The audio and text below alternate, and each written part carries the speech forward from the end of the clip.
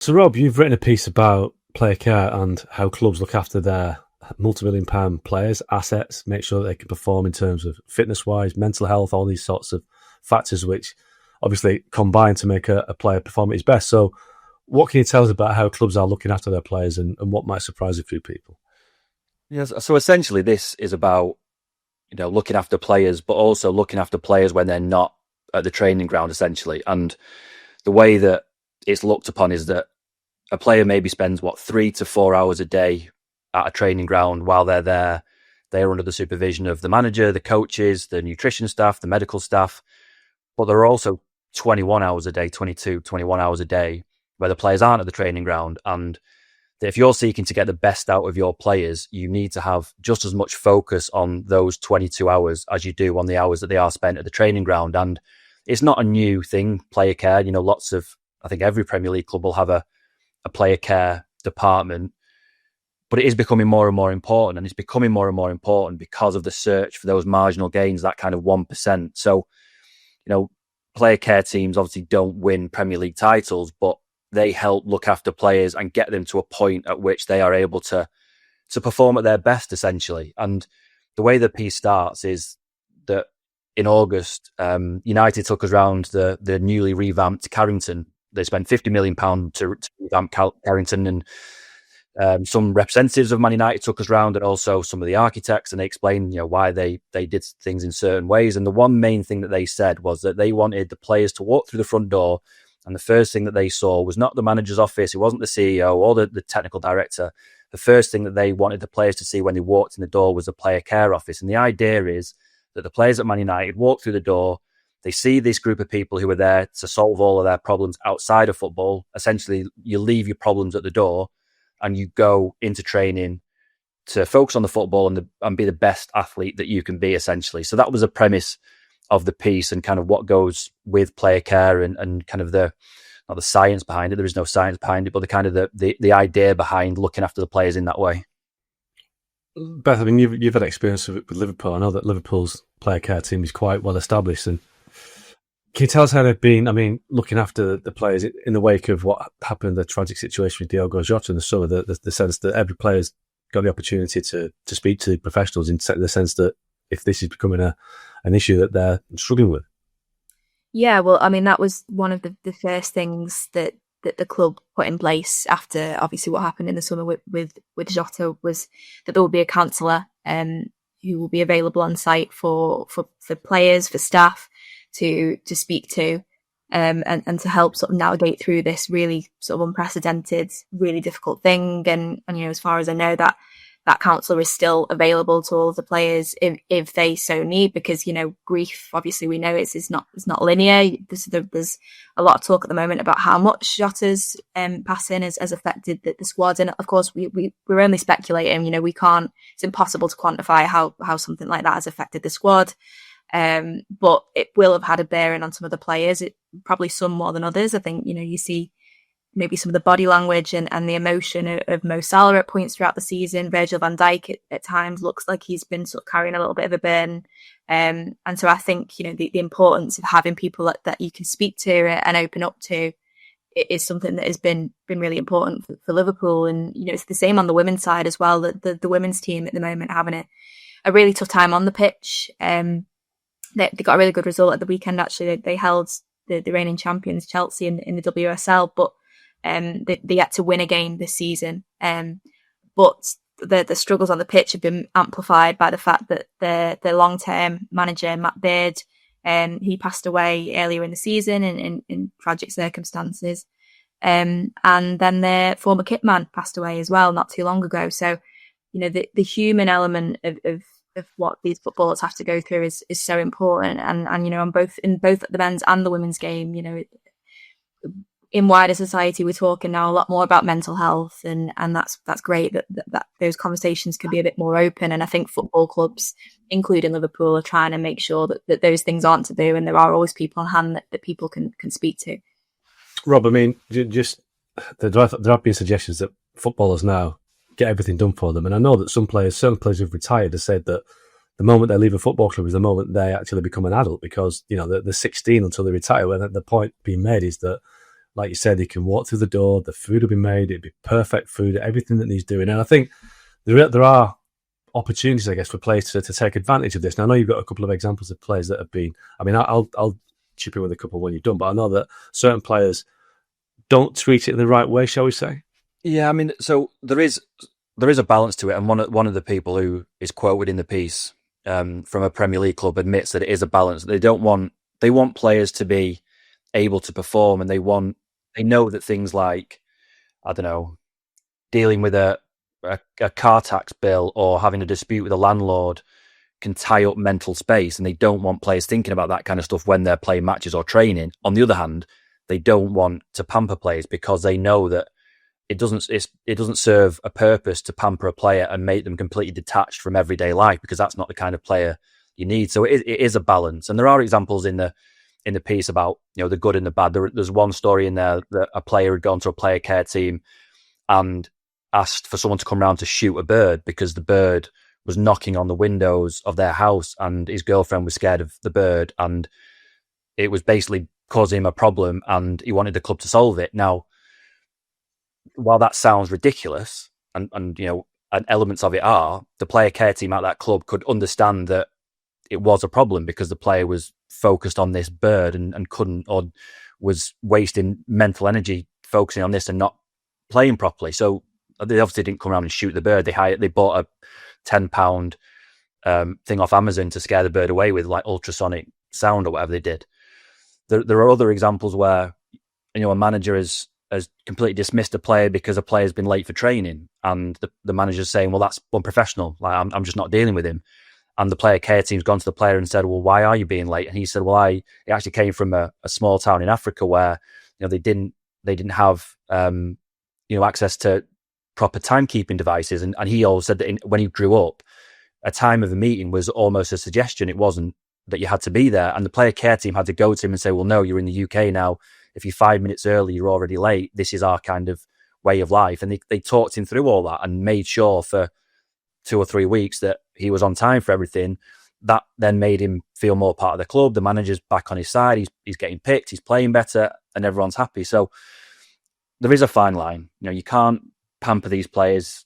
Often they're getting everything done for them anyway, but clubs don't want them to be completely detached from everyday life. But there are instances where these players need help, because ultimately their job is to perform on the pitch, and the clubs don't want them having to deal with all these kind of outside noises. And if there's a team of people at the club who can help them deal with that, they would see that as a good thing.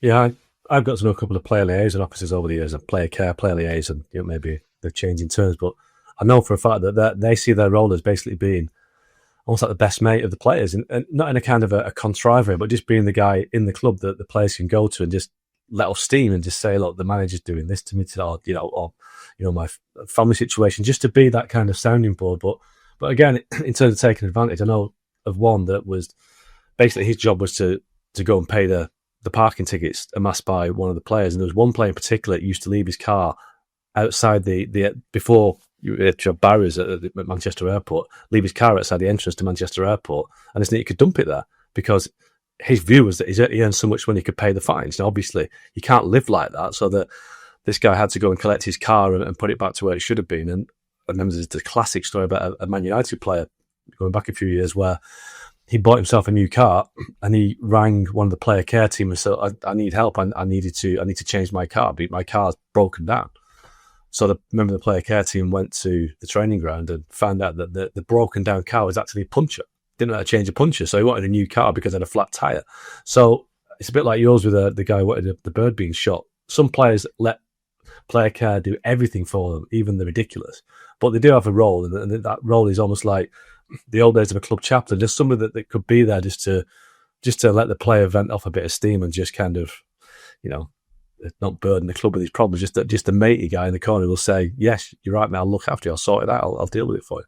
I think one of the areas that has changed a little bit is that maybe in the past, the player care team would have been completely separate from every other kind of coach and manager in the training ground. And now they're increasingly getting brought into kind of the top table. So there's another story in there in the piece that one of the player care team was working for a manager who really bought into this idea of, not just a player, they're a human being. We need to be across everything.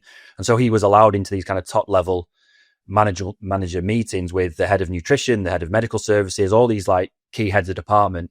And there was an instance where they were talking about a certain player, and the guy from the medical department said, well, we're actually tracking his weight and he's lost 3 kilograms in the last however month, say. And no one knew why. And they were sort of speculating that maybe he was ill and maybe he was skipping meals. And it actually turned out the player care representative piped up and said, well, actually, his girlfriend's been away for a month. She's gone back home and he's been living on his own for a month. He can't cook. She was doing all the cooking. He's probably not eating properly. And they went to him and found out that was actually happening. And so they were able to sort out a chef to go to his house to cook his meals, or to buy in the meals so the meals were delivered.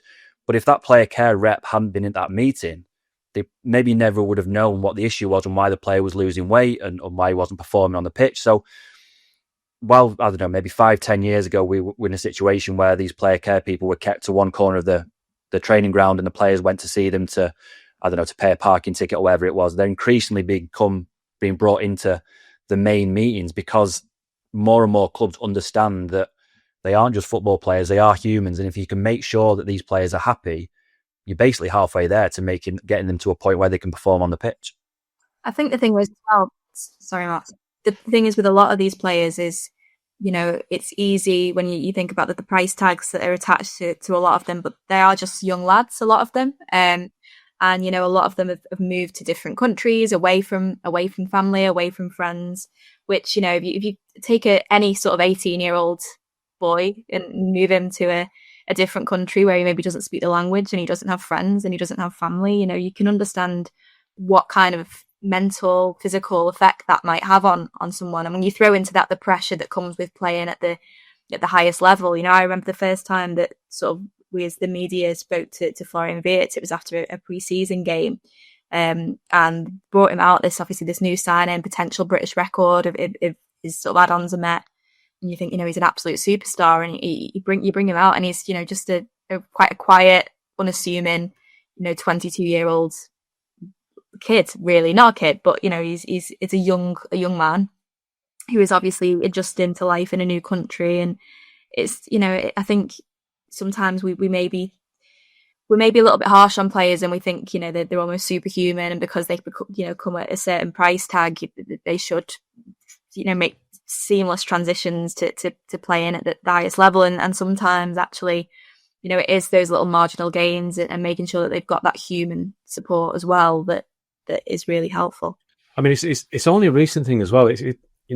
This seems such an obvious thing to have this player care team, but I mean, the 2 examples, and going back a few years, Mark Hughes, we would always tell you the story when he was managing Blackburn and Man City, how much it was important to him to make sure that new signings were kind of looked after very quickly. So he referenced his move to Barcelona in the 80s from Man United. He said he was basically dumped at the airport, young, only in his 20s, and basically left to fend for himself in a country had no knowledge of the language, barely been out of his own country. But then he compared that to Bayern Munich a year later, and he said Bayern had everything. Even in the 80s, they had the house, they get a house for you, the fridge, the cooker, the car, everything was dealt with. But 20 years on in the Premier League, that wasn't the case. And I think Michael Owen tells a similar story when he went to Real Madrid. Only 20 years ago, Michael Owen, world superstar at the time, him and his family basically left in a city centre apartment where his wife and young family were just left to fend for themselves. So football has caught up really slowly, and I know that there are examples in recent years of players being signed by very big clubs that have been basically just dumped in city centre apartments without thinking, have they got a family? Do they got a family who kids who want to play in the garden? So the fact that these clubs are now catching up is really important. I still think there's quite a long way to go because it's not a finished art. There are still clubs that are learning on the job, but it's obviously getting better. And I think Rob's piece has shed light on that. And it is, and you're right that a couple of the guys that I spoke to for it said that maybe 20, 30 years ago there was a tactical evolution in football on the pitch.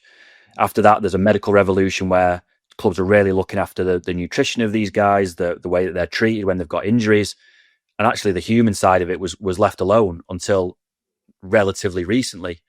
And more, and it goes back to what Beth was saying there about Diogo Jota, that you're talking about, with that one example, something that has had a massive impact on a load of players and an entire dressing room, but you can't really quantify it. There's often in football we want to measure things by numbers, and the player care team essentially deal with everything that you can't quantify. You know, how can you quantify whether a player is kicking off a football match and he feels all right? You can't. It's completely impossible. And, you know, maybe just going back to Jota, maybe we should be, you know, factoring in that kind of the grief and the devastation of what's happened to that dressing room when we talk about what's happening on the pitch, because it's very easy for us, and we're all guilty of it, you know, particularly on this podcast, of separating what's on the pitch and what's off the pitch, and not really, you know, joining those two together. And the idea of the player care teams at Premier League clubs, and particularly, I imagine in the instance of Liverpool this season, is that those two things are joined up, because all of these things have an impact on Premier League players, and we have a tendency to look at these boys and you know, the women who play the WSL as robots, and just expect them to go out and perform no matter what's going on in their private life.